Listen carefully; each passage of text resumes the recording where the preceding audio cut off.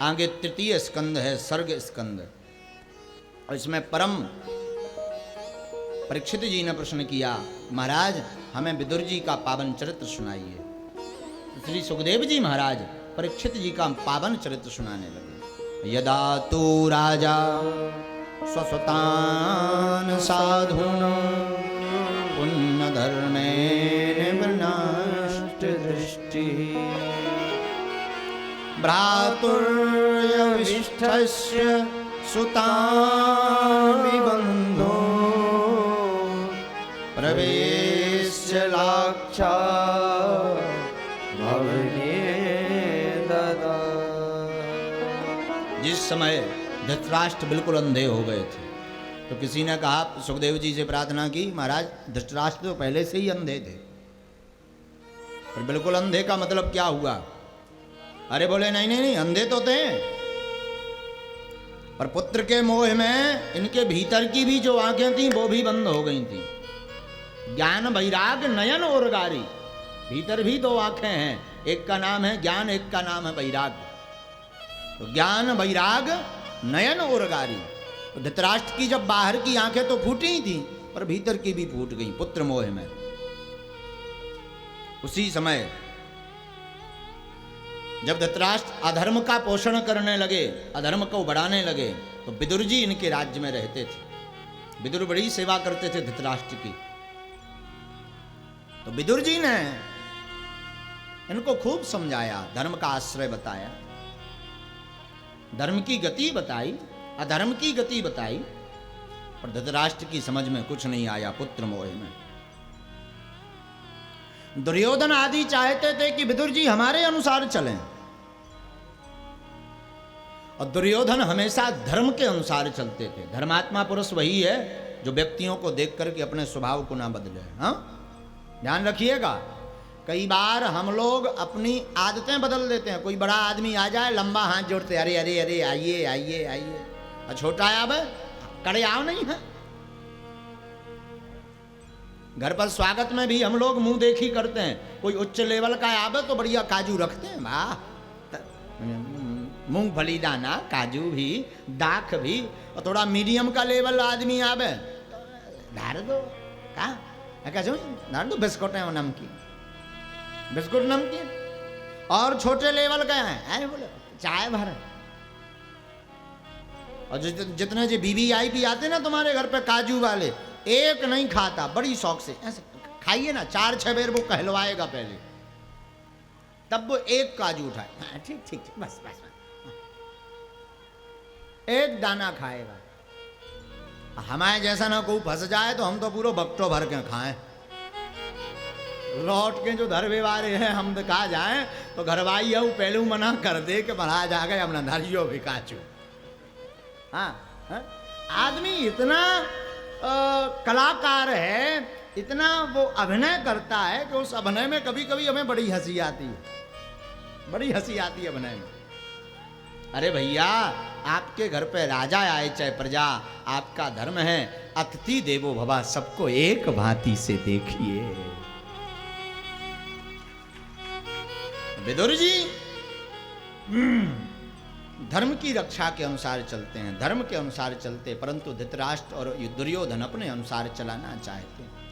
विदुर जी सब छोड़ करके एक दिन चल दिए, छोड़कर चले गए तो कौरवों का भी वही हाल हुआ जो रावण का हुआ था। विदुर महाभारत में धर्म के रूप में थे, परंतु रामचरितमानस में, रामायण में रावण के धर्म के रूप में विभीषण थे। वो असकही चला विभीषण जब ही, आयुहीन भये सब तब ही। जब विभीषण गए थे तो सब आयुहीन हो गए थे। उसी प्रकार जब विदुर जी कौरवों का पक्ष छोड़ करके गए तो सब कौरव आयुहीन हो गए। विदुर जी गए, धर्म का ह्रास हुआ, तभी कौरवों का विनाश हुआ। ध्यान रखिएगा, अपने घर में अगर कोई धर्मात्मा हो तो उसे टोको मत, वरना तुम्हारा विनाश संभव है। टोको मत, कोई अगर है तो उसे टोको मत, सहायता करो। कोई धर्म कर रहा तो टोको मत, सहायता करो। अड़ंगा तो बिल्कुल मत बनो। विदुर जी चले गए, कई दिनों तक घूमते रहे तीर्थों में। जब कई दिनों तक घूमते रहे तो कुछ दिनों बाद विदुर जी की मुलाकात उद्धव जी से हुई तीर्थ में।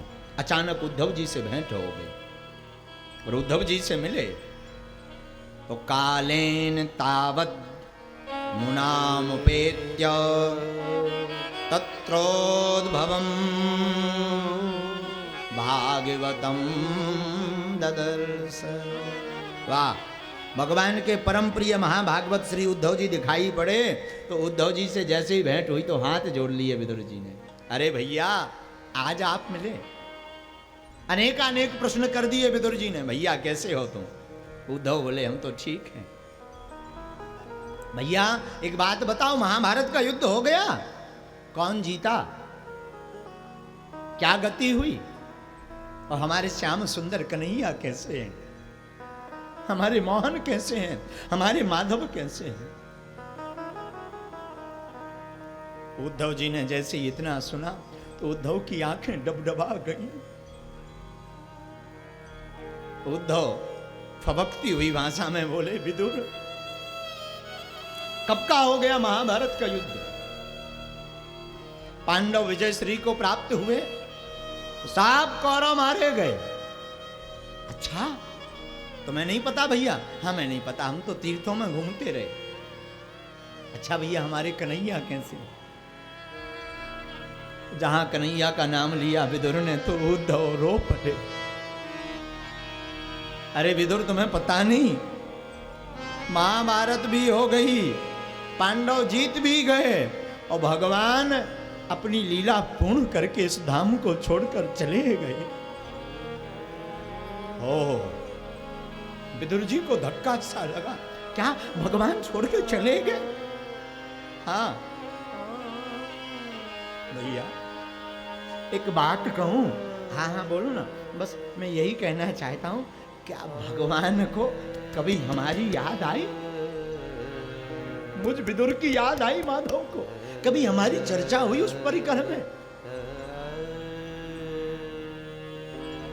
उद्धव बोले, अरे विदुर तू बड़ा भाग्यशाली है। क्यों? जब भगवान लीला पूर्ण करके जा रहे थे तो तुम्हारी ही चर्चा चली विदुर। क्या? हाँ, जब लीला करके भगवान जा रहे थे तो भगवान ने आमा हमसे तुम्हारी ही वार्ता की। क्या बात कही भगवान ने हमारे लिए? क्या कहा गोविंद ने? क्या बोले हमारे माधव?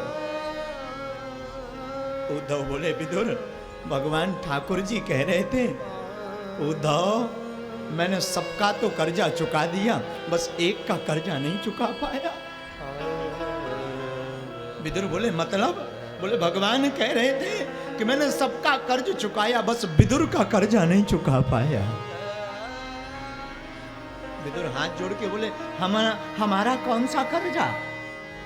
उद्धव बोले, भगवान बता रहे थे कि तुम्हारे घर पर साग खाने गए थे, केले के छिलके तुमने और विदुरानी ने प्रेम पूर्वक खवाए थे। भगवान कह रहे थे सबका चुका दिया, बस ये 2 कर्जे रह गए। विदुर की आंखें डबडबा गई, रो पड़े। अरे बताओ धन्य है माधव, एक छोटे से साग को माधव याद रखे रहे। दुर्योधन का 56 भोग त्याग करके आए थे मोहन, हमारे साग को भगवान याद रखे रहे। धन्य है दयालु, धन्य है मोहन, धन्य है माधव। और फबक फबक करके विदुर रोने लगे। विदुर कहते, भैया मैं कितना अभागा हूं, कितना अभागा हूं। भगवान बताओ तो उस दिन विदुरानी ने साग खवाई, और साग भी खवाई तो बात अलग, हमारी विदुरानी तो स्वागत भी नहीं कर पाई ढंग से। इतनी प्रेम में उल्लास से तो हो गई थी कि बिना कपड़ों के बैठ गई थी बाबरी। और हमने अपनी आंखों से देखा उद्धव, जब भगवान हमारे घर पर आए थे तो हमारी विदुरानी इतनी पगली थी उनको देखकर कि उनको केले नहीं खिला रही थी, केलों के छिलके खिला रही थी। और धन्य है माधव, धन्य है माधव, उन केलों के छिलकों को भगवान ने याद रखा। बोले हाँ और महाराज ठाकुर जी से किसी ने पूछा कि भगवान आपका पेट कब कब भरा? भगवान ने 2 जवाब दिए। बोले 2 बार हमारा केवल पेट भरा। एक बार रुक्मणी मैया ने 56 भोग बनाया ठाकुर जी के लिए, तो 56 भोग बना करके रखे अपने हाथों से और रखे माधव के लिए। मोहन को खिलाया महाराज, और खिलाया, और रुक्मणी मैया ने पूछा, कन्हैया प्रभु एक बात बताओ, प्रसाद कैसा था? भगवान बोले अच्छा, आपका पेट भरा ना? कन्हैया बोले सच कहूं या झूठ? हाँ सच बोलो ना। देवी हमारा केवल 2 बार ही पेट भरा। कब? बोले राम अवतार में मां सबरी के हाथों से, और कृष्ण अवतार में विदुरानी के घर पर। तीसरी बार नहीं, तीसरी बार नहीं। विदुर ने सुना, विदुर रो पड़े साहब, रो पड़े। नन्हे है माधव जो इतना भी कर्जा अपने सिर पर रखते नहीं है साहब। भला ऐसे माधव की प्रीति को कौन ना करना चाहे।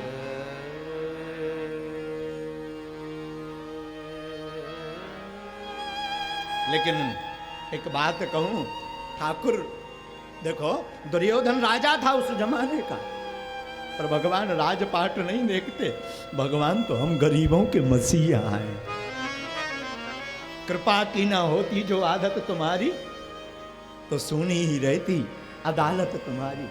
न तुम होते हाकिम, न हम होते मुजरिम, न घर घर में होती इबादत तुम्हारी। कृपा की ना होती जो आदत तुम्हारी।